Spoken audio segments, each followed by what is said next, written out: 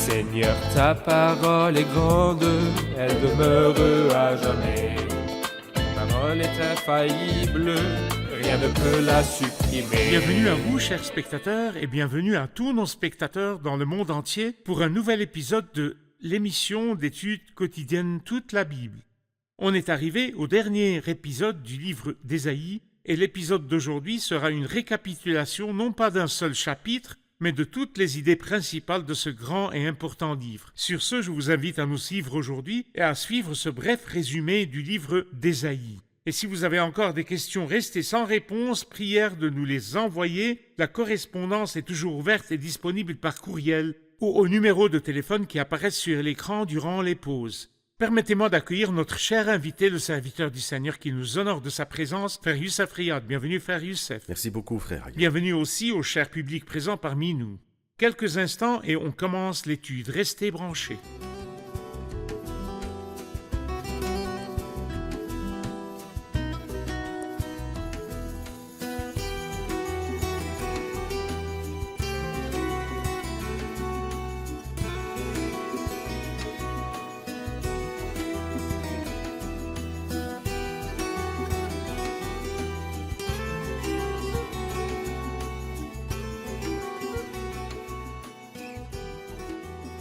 Bienvenue, Frère Youssef. Merci beaucoup. Dans l'épisode précédent, nous avions clôturé ce livre après un long voyage à travers ces beaux textes. Pourtant, on ne peut pas le laisser passer sans faire un bref résumé et une rapide révision des idées principales pour que chaque spectateur, et peut-être qu'il y en a qui nous suivent pour la première fois, puisse avoir une idée générale sur ce livre. Rappelons au cher public que représente le livre d'Ésaïe parmi les autres livres de la Bible.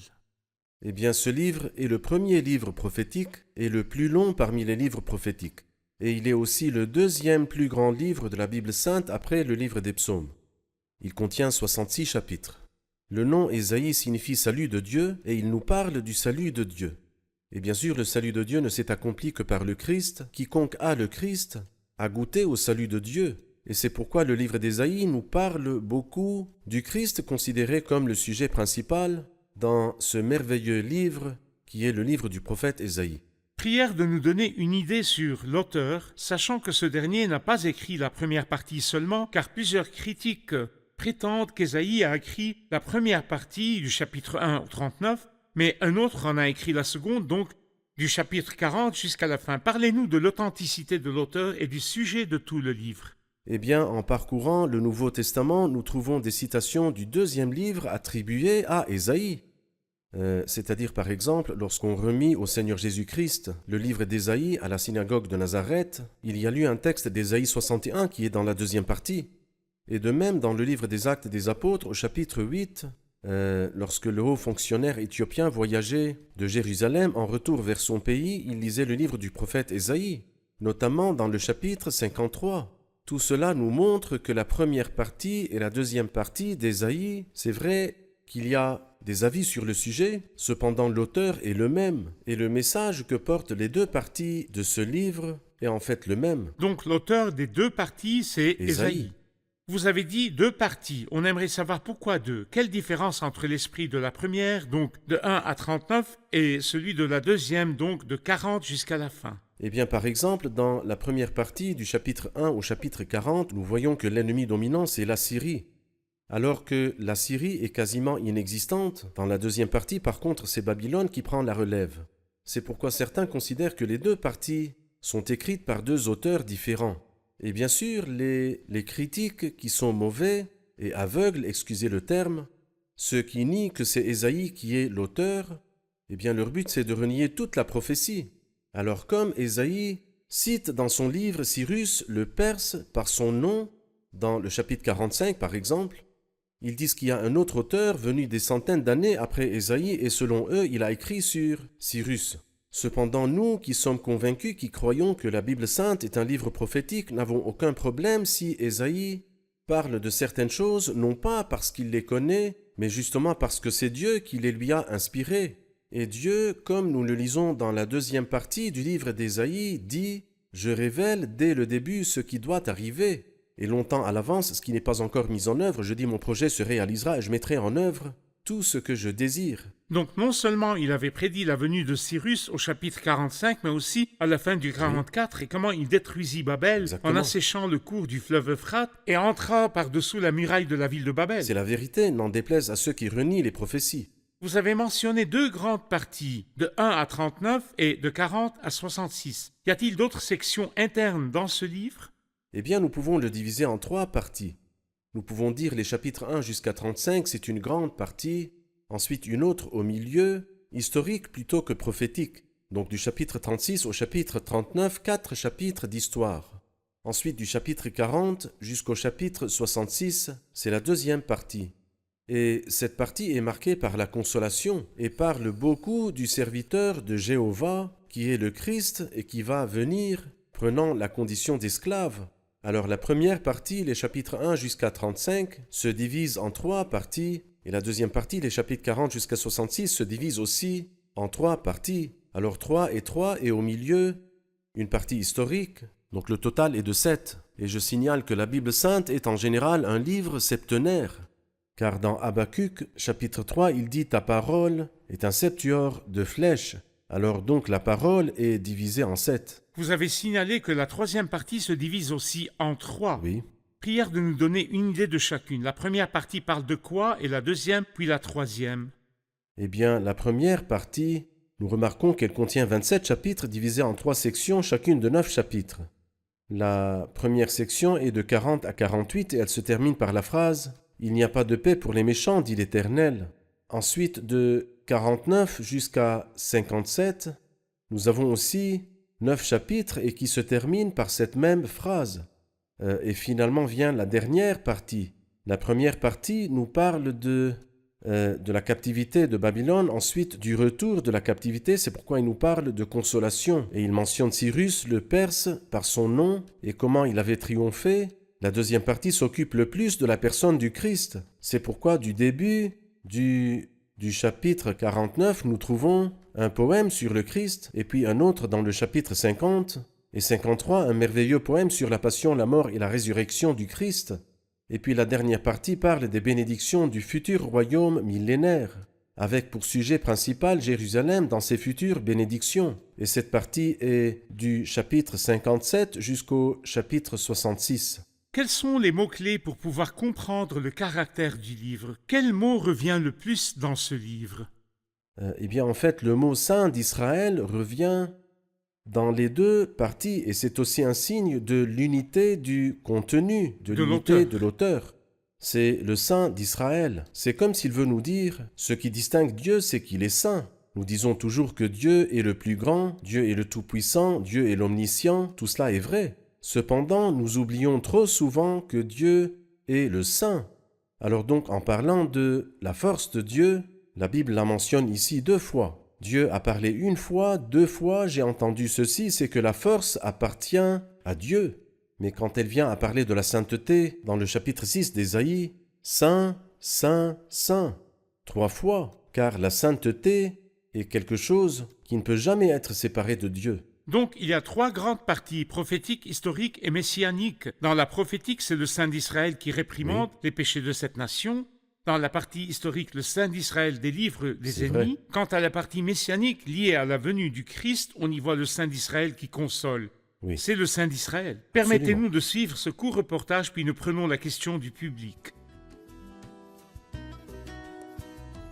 Nous avons probablement remarqué que dans cette seconde partie, donc du chapitre 40 au chapitre 66, chacune des 3 sections débute par un chapitre comme introduction au texte et finit par une référence aux 2 groupes de la nation, avec l'insinuation qu'il n'y a pas de paix pour les méchants, mais plutôt le terrible jugement.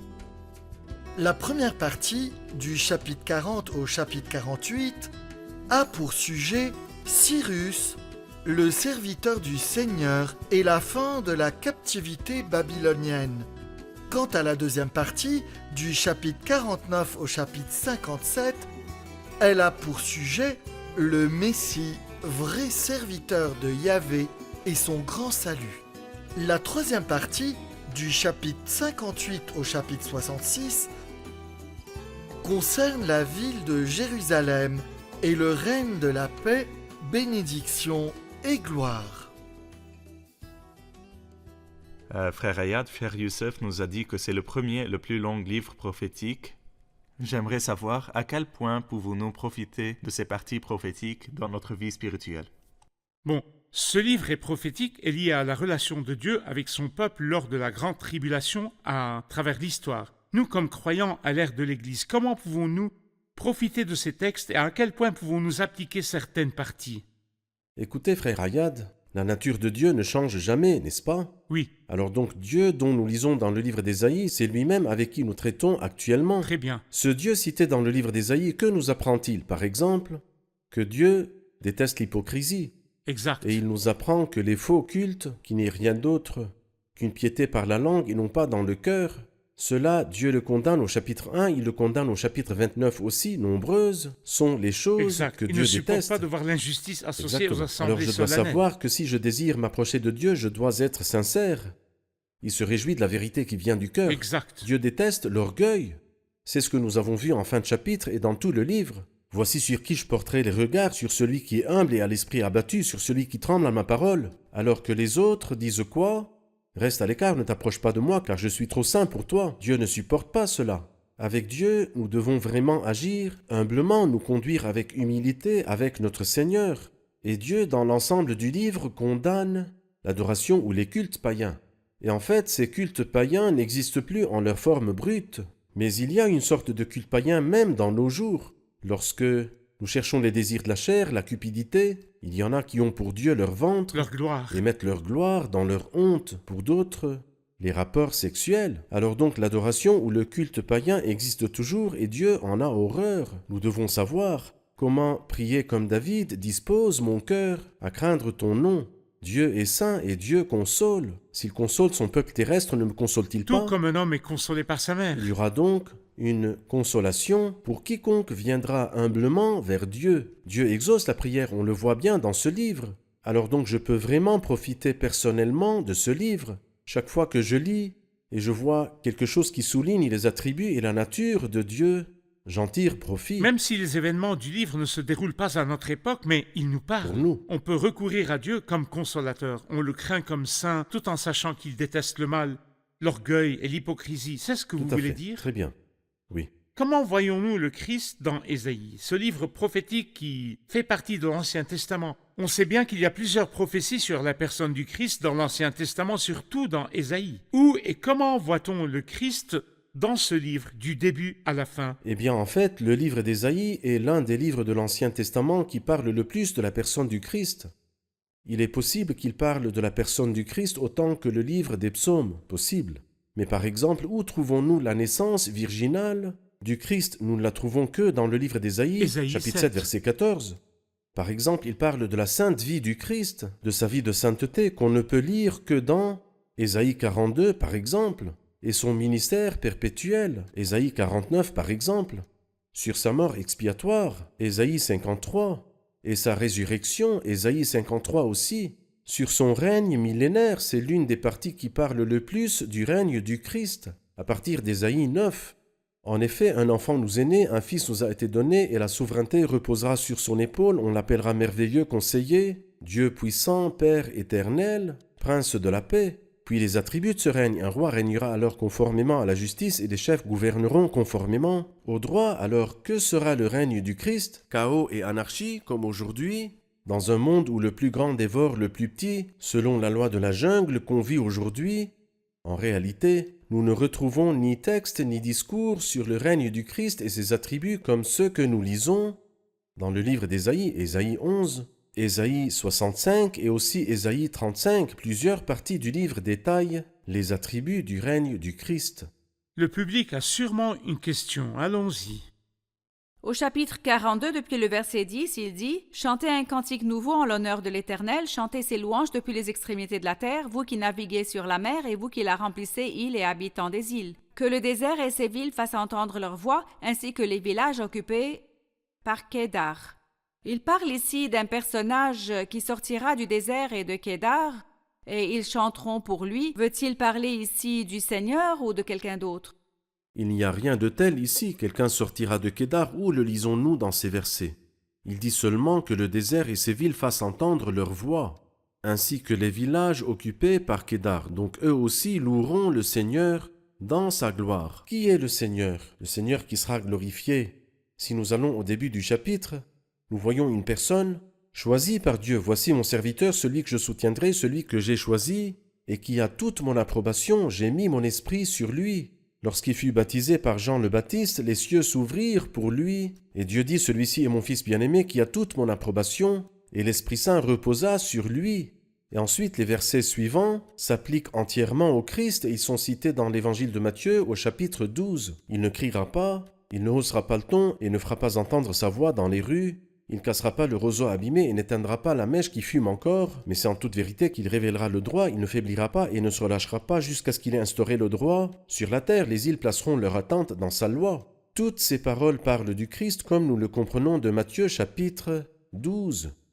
Et puis ensuite, il dit que tout le monde reviendra l'un de ces jours. Le monde entier va revenir au Seigneur, y inclut Kédar. Kédar reviendra à Dieu. Et à propos, Kédar n'est pas toujours cité d'une façon qui nous plaise, parce que, par exemple, dans le psaume 120, il dit « Malheur à moi, j'ai dû séjourner à Méchec, habiter parmi les tentes de Kédar, j'ai habité trop longtemps avec ceux qui détestent la paix, je suis pour la paix, mais quand j'en parle, ils sont pour la guerre. » Donc Kédar est l'une parmi ces régions qui ne connaissaient toujours pas Dieu durant un temps défini. Mais au temps du renouvellement de toutes choses, elle reviendra à tout, le désert, le monde, toute la création retournera à Dieu, comme nous l'avons beaucoup détaillé. Merci, frère Dieu vous Youssef, que bénisse. Dieu vous bénisse. J'ai vraiment pris plaisir à étudier ce livre avec vous, ainsi qu'à cette rapide révision de ces grands chapitres. Allons maintenant clôturer l'épisode avec le public. Merci.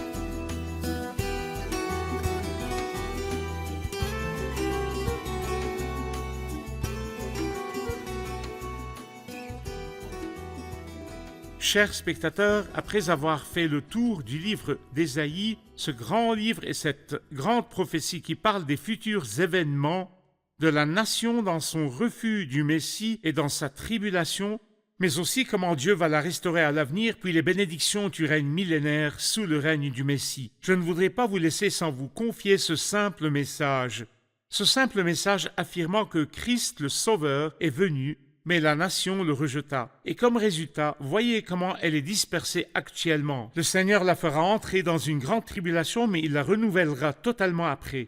Qu'en est-il de toi? Sais-tu que Christ est venu rien que pour toi? Le salut de Dieu t'est personnellement offert en le Seigneur Jésus-Christ. Le jour de rédemption, le jour du salut dure jusqu'à présent.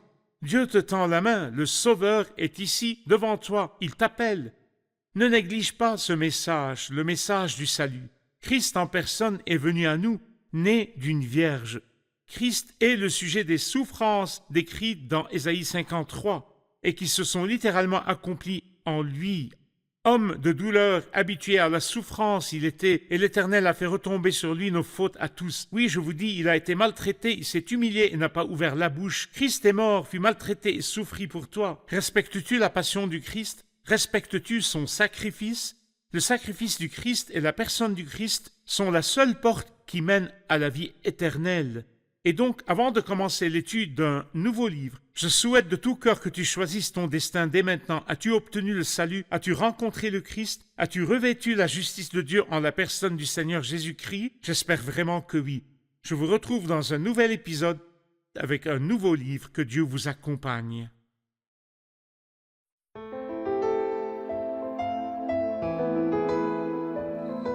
Seigneur, ta parole est grande, elle demeure à jamais. Ta parole est infaillible, rien ne peut la supprimer.